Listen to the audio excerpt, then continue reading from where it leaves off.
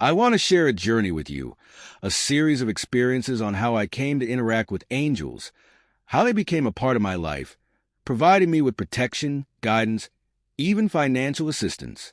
I'll tell you how you, too, can connect with angels and what it's like to see them. I didn't always have this knowledge or ability. Like most people, I was just a regular person with no unique powers, no special insight. A young boy from a humble background with no money and no spiritual experiences. Growing up in a Christian household, I heard stories of angels and read about them in the Bible, but I couldn't fully grasp what they were or if they truly existed. I had only seen depictions in movies, usually with angels portrayed as winged beings. But as I grew older, life's challenges made me question things more deeply. By the age of 8, my family's struggles were weighing on me. I started praying fervently, asking God for blessings and for relief from our hardships, but nothing changed. I read about Elijah and Moses, and I prayed with faith, hoping to see some miraculous intervention, but it felt like my prayers were going unanswered. I held on to hope even as the years passed and things didn't improve. Then around 2013, inspired by stories of people whose lives seemed protected or blessed by angels, I began researching. I only had a basic phone, so finding meaningful information wasn't easy. Most online sources were unhelpful, and I discovered that a lot of what was written was superficial or aimed at getting attention. Yet, older books and stories hinted at deeper truths that modern resources lacked.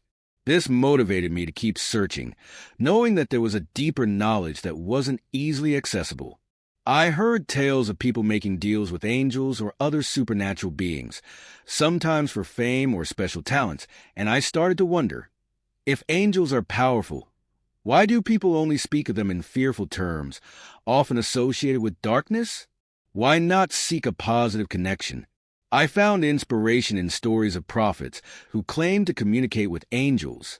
Although some, like the founder of a well-known church, had passed away, I sought out their teachings and bit by bit, I pieced together what I could. Eventually, I decided to try things on my own, even though it was risky. I experimented with different techniques from various sources, including those that weren't traditionally Christian. I was willing to try, to see if I could safely connect with angels. I learned that simple prayer or fasting alone wouldn't necessarily bring a visible angel into my life. With this video, I hope to share insights that can help others achieve a genuine connection with these beings, using practices that I found truly effective to make this knowledge available for generations to come. Here's a paraphrased version of your story. I began exploring angelic encounters by studying the works of people from different spiritual traditions. While I initially looked into Christian perspectives, I expanded to include texts from Hinduism, Buddhism, and even African spiritual practices. Each tradition offered unique insights on connecting with spiritual beings, whether they called them angels, guardians, or protective entities. Some sources described angels as obedient guides, while others portrayed them with various supernatural powers. I read each approach carefully and looked for common principles that spanned across these belief systems. Just as a chemist might analyze plants for medicinal properties, I distilled the fundamental elements from each tradition's practices, keeping only the parts that worked universally. This allowed me to develop a method that isn't tied to one particular religion, making it accessible to anyone interested in angelic communication. Through trial and error, I refined this process, removing unnecessary steps and making it as efficient as possible. Now, I'm able to connect with angels in a pure, simple way, without rituals, oils, or symbols. The process wasn't an instant success. It took months to perfect, but I persisted until I could summon angels reliably. I once needed a large sum of money, and within 3 days of reaching out, the funds appeared. I don't invoke angels for trivial matters, though. This method is meant for significant situations, like protection, healing, or guidance through a difficult time. Over time, my experiences became profound. I've seen angels appear, even waking me from sleep. On one occasion, a young angel touched my arm, and on another, I encountered a large, muscular angel in my room. I've been shown visions of heavenly places, gates, and angels riding horses who have even called me by name. Since 2021, these encounters have positively transformed my life, bringing consistent blessings and guidance. This isn't just a fantasy. There are people today who can achieve similar experiences. If you're willing to learn and put into practice, you, too, can connect with angels. I've documented the methods in a book, guiding readers step by step on how to summon angels and see them either physically or spiritually. These experiences have been very real for me, and while they can't always be proven to others, the impact is undeniable.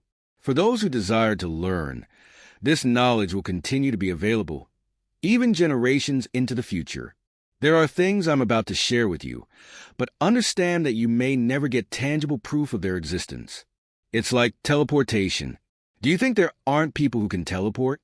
There are many who can, but they remain unseen because this ability is not easily controlled.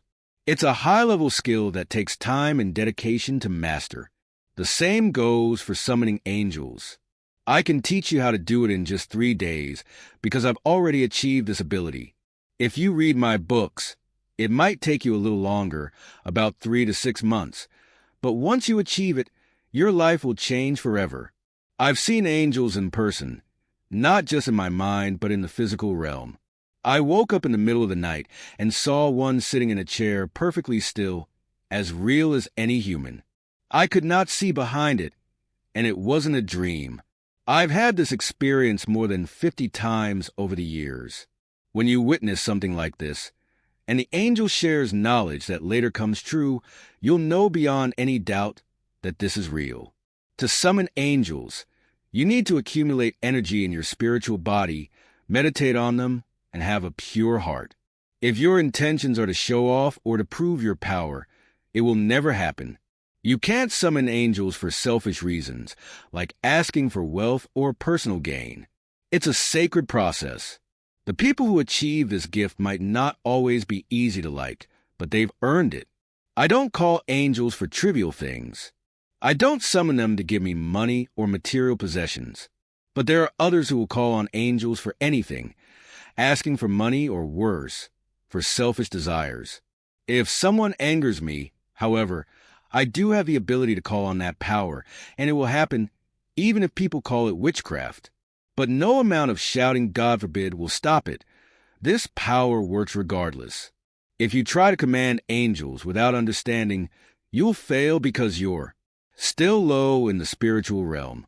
You need to grow spiritually to understand that this is not about just faith, it's deeper. Faith doesn't come from the mind. It comes from the spirit. If your faith is in your mind, it's not real faith. True faith comes from your identity, your actions, your essence. Once you get to a certain level, you stop practicing. You stop praying for miracles.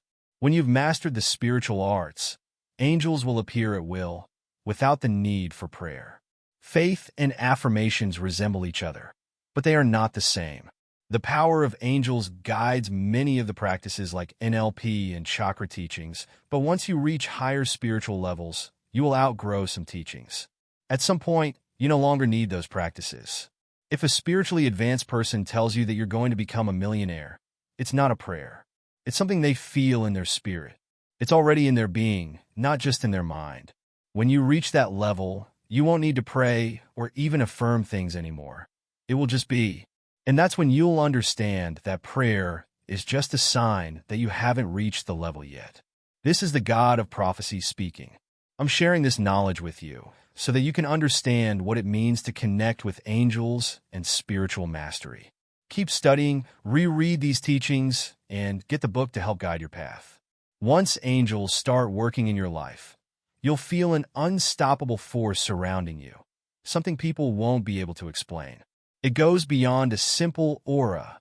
It's a deeper, inner spiritual level within you.